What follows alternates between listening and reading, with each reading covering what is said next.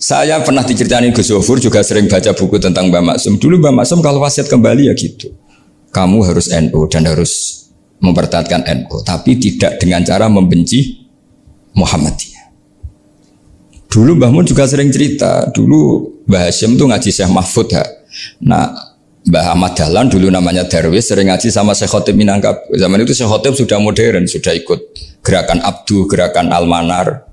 Sehingga bawaannya Mbah Ahmad Dahlan ini agak agresif.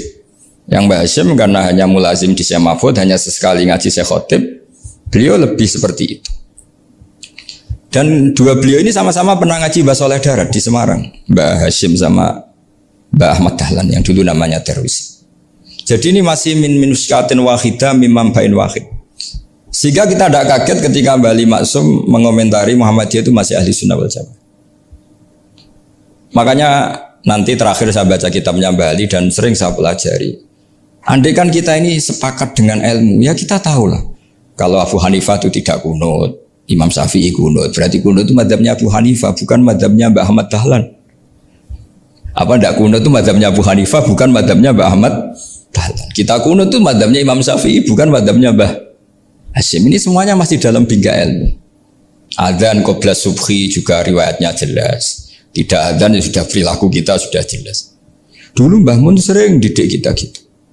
Saya sering dengar cerita kalau dulu Pak Arif Fakhruddin begitu hormat sama Mbah Ali, apalagi duriahnya Mbah Azhar Basir, karena beliau dulu ngaji di Termas.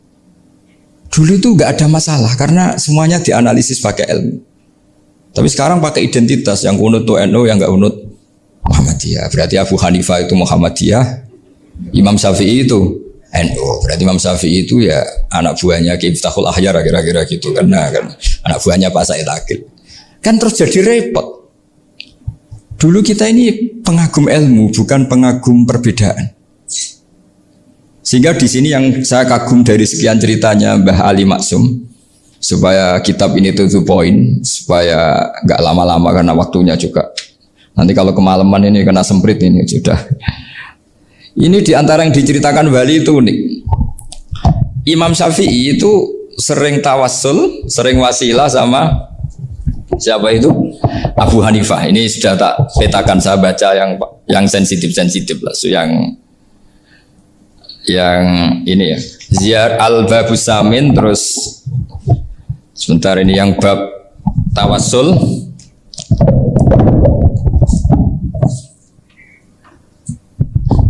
Ini di sini halaman 90, mungkin santri-santri kerap ya bisa ngecek lagi di kitab Hujjatul Ahli Sunnah. Ketika cerita tawassul, di antara yang diceritakan Mbah Ali Maksum adalah perilaku ya, bukan sekedar statement tapi apa? Perilaku. Perilakunya Imam Syafi'i atau ahwalnya kalau bahasa halusnya, yang selalu ke makamnya Abu Hanifah untuk tawassul. Padahal Imam Syafi'i itu orang yang secara ilmu sering kritik Abu Hanifah. Jadi ini saya baca ini di halaman 100, jadi tawassul mulai halaman 9 berapa ini sampai halaman ini yang qala sami'tu Syafi'iyya yaqul inni la atabarraku bi Abi Hanifah wa aji'u ila qabri fi kulli yaumin zairan fa idza uridat li hajatun shallaitu rak'atain, halaman 100, waji'tu wa sa'altu wa ta'ala al hajat indahu fama taqudu anni hatta tuqda. Kanal Imam Syafi'i ayyama huwa bi Baghdad yatawassalu bil Imam Abi Hanifah yaji'u ila dorihi fayusallimu alaihi wa yatawassalu ila Allah bihi fi qada'i hajati. Terus wa yatawassalu Imam Ahmad bi Imamina Syafi'i. Jadi di antara yang diceritakan Mbah Ali Maksum itu betapa Imam Syafi'i yang terkenal sering mengkritik Abu Hanifah dalam tatanan fikih karena beliau tidak percaya ada istihsan. Abu Hanifah berpendapat adanya istihsan, dan kita tahu lah ikhtilafu Syafi'i wa Abu Hanifah itu besar sekali. Tapi beliau itu tahu Abu Hanifah itu orang yang sangat soleh. Abu Hanifah itu kalau ketemu sama orang yang utang beliau itu yang lari bukan yang utang Abu Hanifah, karena takut orangnya itu izin. Jadi kalau ketemu yang utang di jalan itu yang sembunyi itu Abu Hanifah. Kenapa engkau sembunyi? Ada yang utang saya lewat, nanti orangnya malu. Jadi setingkat Robiah Adawiyah itu beliau di rumah ada maling itu sembunyi. Ditanya kenapa engkau sembunyi? Malu, gak ada yang dimaling. Malu sama malingnya karena serumah itu gak ada barang yang layak dicolong itu. Itu Robiah dia sembunyi. Itu yang bisa niru itu Abu Hanifah.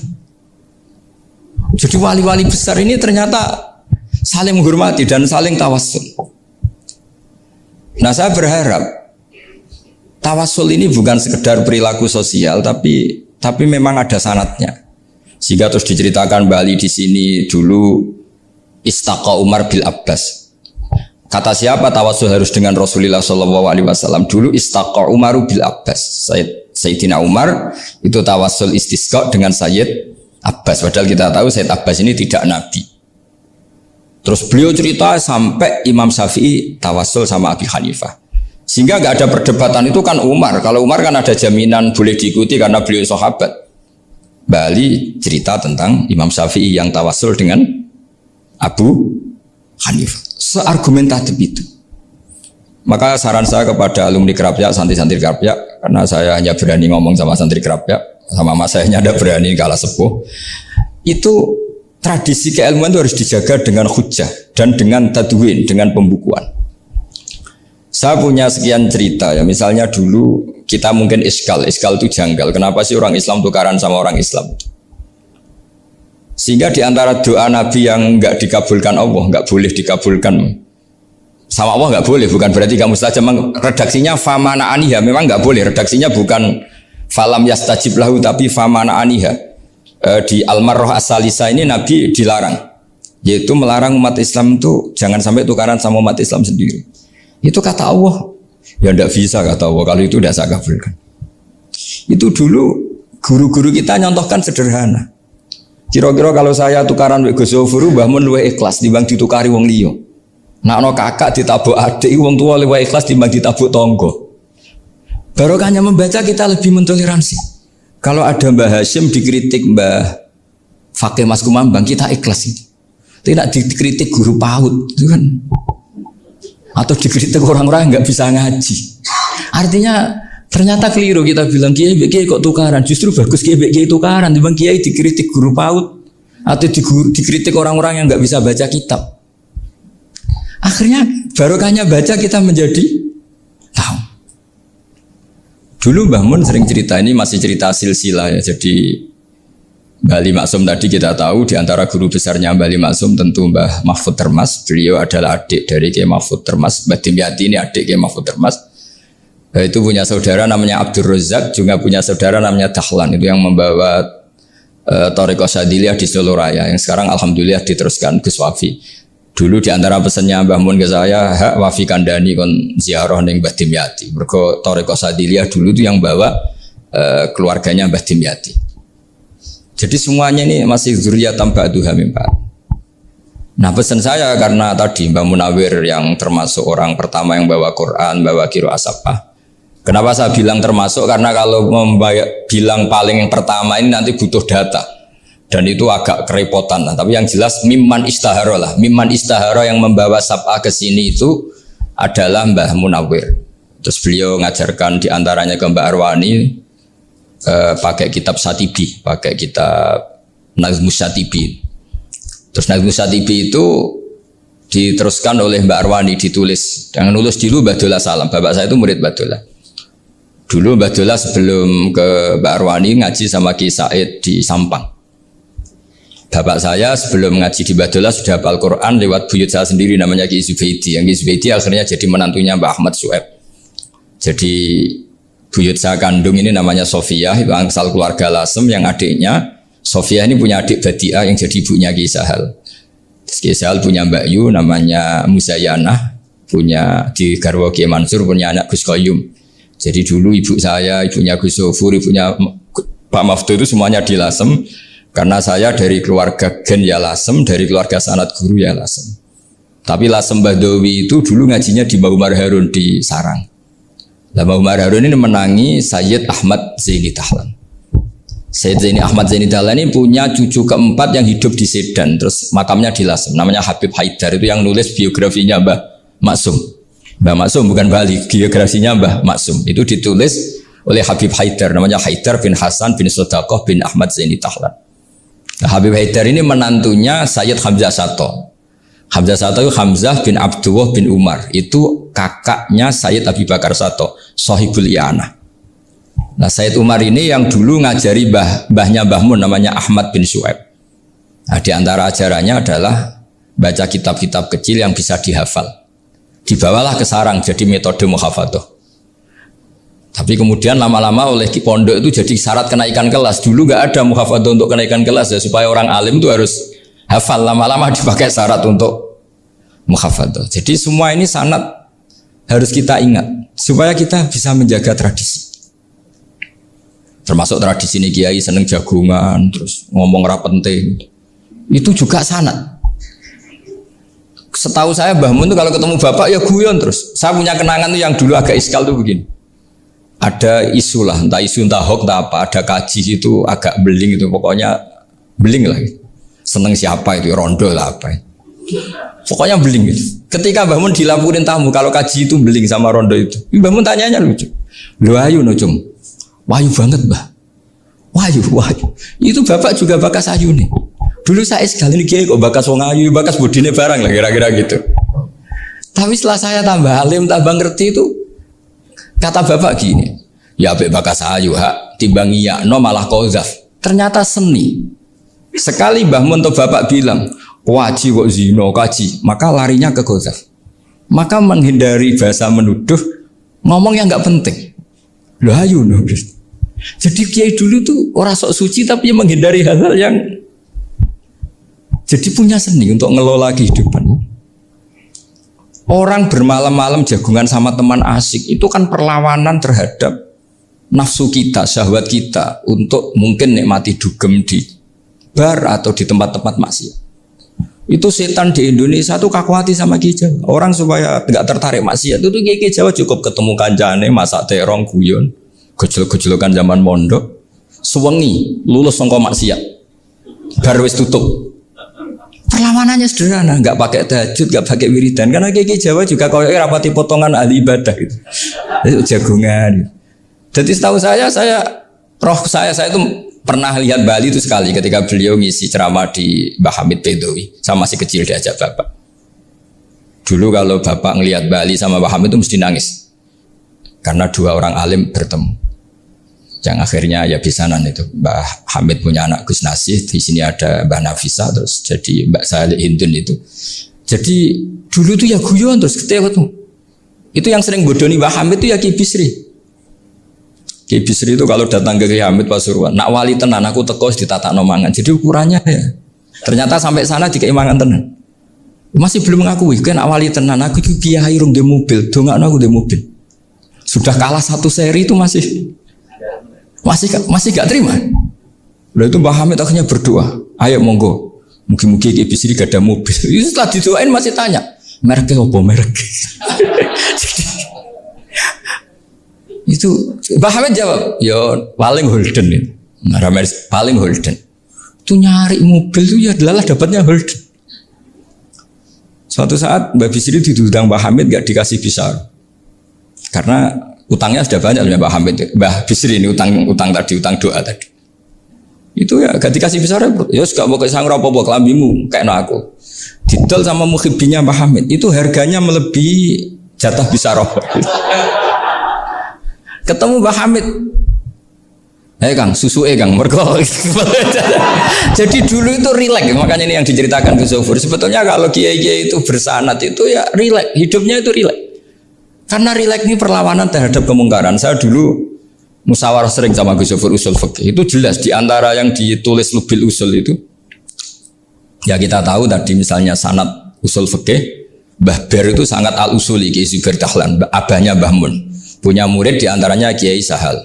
Kiai Sahal punya karangan Thariqatul Husul fi Syarhi Lubil Usul. Itu Thariqatul Husul itu beliau ngendikan dalam mukaddimah bahwa saya bisa mensarah ini berdasar ngaji maknani sama Mbah Zubair. Terus beliau mengutip sarah itu dari kitab Nailul Ma'mul. Beliau ngendikan binus khotin khotiyah ghairi matbu'ah. Dan itu ditemukan di Kiai Mansur di Lasem. Karena Kiai Mansur iparnya Mbah Sahal. Mansur bin Khalil itu diantara katibnya Syekh mahfud. Jadi semuanya ini sambung. Mbah Ber saking ahli usul fikihnya, kalau ngajar usul fikih itu kalau guyon takriran saya ini lebih memahamkan ketimbang Sarah. Ya sudah, terus Mbah Zubair Kiai Fakih, terus Syekh Mahfud. Di sini Syekh Mahfud termasuk orang yang dekat Mbah Munawir, sampai putrane Mbah Mahfud namanya Gus Muhammad dibawa Mbah Munawir, kemudian mondok di Termas diantaranya, terus dinikah jadi menantunya kalau nggak salah Haji Taslim di Betengan, kemudian sekarang juriannya Mbah Mahfud di Betengan. Ini nggak boleh hilang secara sebab.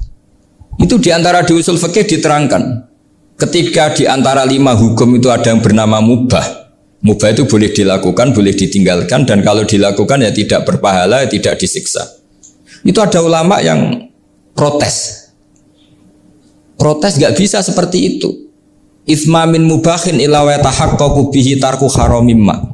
Fa'il zamu minas sukun tarkul qatli wa minas sukut tarkul qadaf. Tidak bisa, mubah itu tidak ada. Kalau kiai jagongan semalaman, itu Allah ngitungnya itu hada taroka dugem, wahada taroka delok dangdut, wahada taroka kada wakada. Oh, itu luar biasa. Dan kita ngikuti yang seperti itu saja. Gak usah tahajud, gak usah witir telulas, kaya ora kuat timbang gremeng. Sewengi jagongan, setan ngenteni kita tergoda maksiat, ternyata maksiatnya sampai tutup, kiainya masih apa? Jagongan.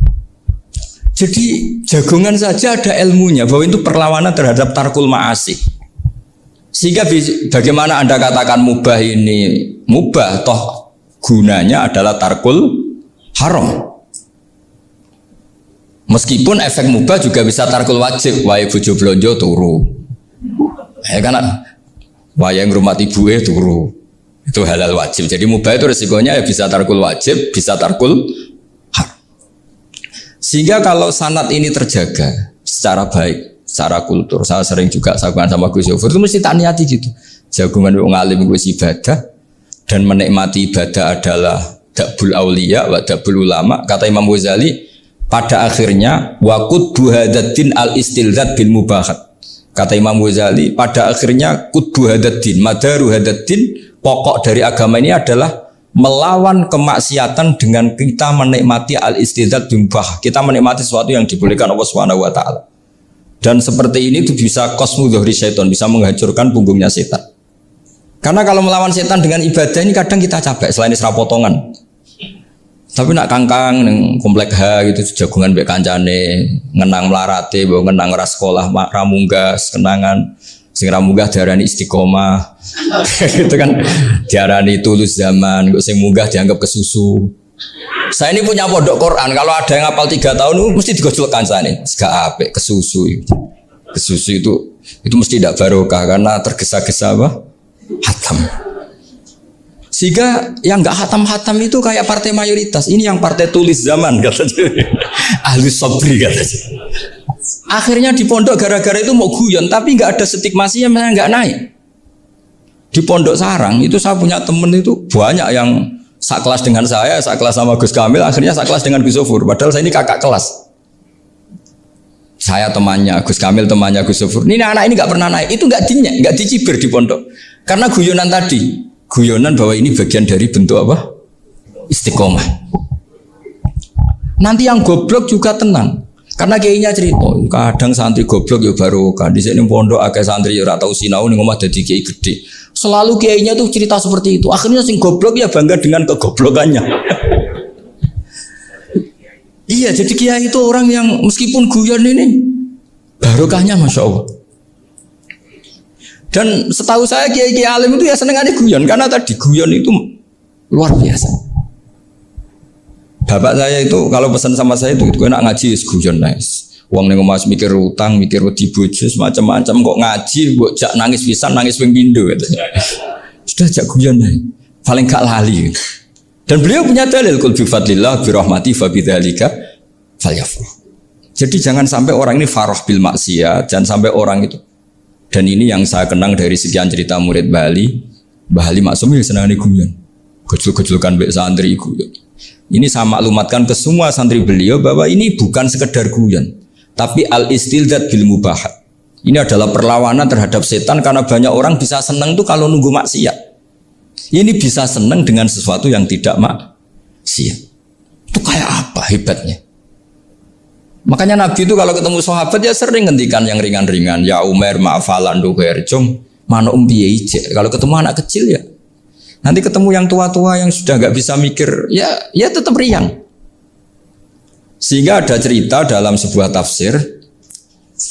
Ya saya ulang lagi, ada cerita di sebuah tafsir. Kenapa Nabi Musa ditanya Allah wa matilka biyaminika ya Musa. Ma'ana wa ta'ala a'lam. Tentu Allah sangat tahu yang di bawah Musa itu apa. Karena Allah tahu Nabi Musa itu grogi. Orang dipanggil Wali Maksum pasti grogi. Santri dipanggil Mbah Mun pasti grogi.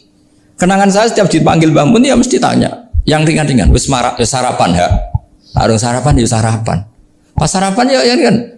Tanduk mangan sing enak. Orang santri ora tau mangan enak. Ya tidak pernah ngomong yang penting. Ngendikan yang penting. Nah karena Nabi Musa ini grogi. Ini sebagian tafsir. Itu ditanya yang ringan, sake iku nggawa apa? Karena pertanyaannya ringan, Nabi Musa juga ringan. Ya Nabi Musa itu sampai lali iku pangeran sing ya'lamu sirra wa akhfa. Diterangno. Niki tongkat Gusti. Gunane kathah Gusti tongkat iki. Qala ya aso ya atawakkau 'alaiha wa ahusyu biha 'ala ghanami wa liya fiha ma'arif ukhra. Oh, tongkat Gusti niki penting Gusti. Nggih nak.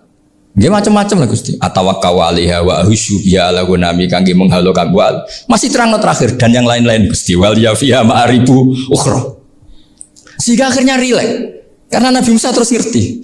Ternyata ketemu pangeran itu gak seserem yang saya bayangkan gitu. Pertanyaannya ringan. Itu ada ilmunya.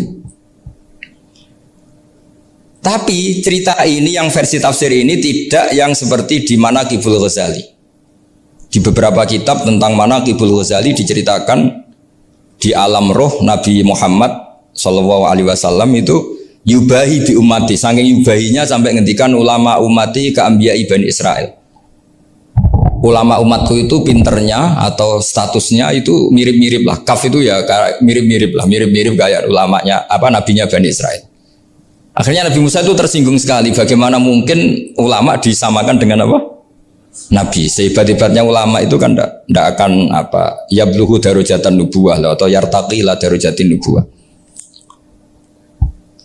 Itu akhirnya ya kalau kamu nggak percaya panggil. Yang dipanggil Imam Ghazali.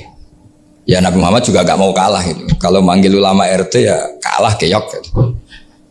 Akhirnya Imam Ghazali datang. Ditanya sama Musa, Mas Muka, nama kamu siapa? Ana Muhammad bin Muhammad Al-Ghazali At-Tusi Asy-Syafi'i. Itu disebut panjang. Terus Nabi Musa guyu-guyu. Kamu lama kok ngomong yang nggak penting. Ditanya namanya kok penjelasannya sepanjang itu. Dianggap itu satu kesalahan. Masa tanyanya nama kok ditanya. Jawabnya Muhammad bin Muhammad Al-Ghazali At-Tusi Asy-Syafi'i. Kepanjangan itu.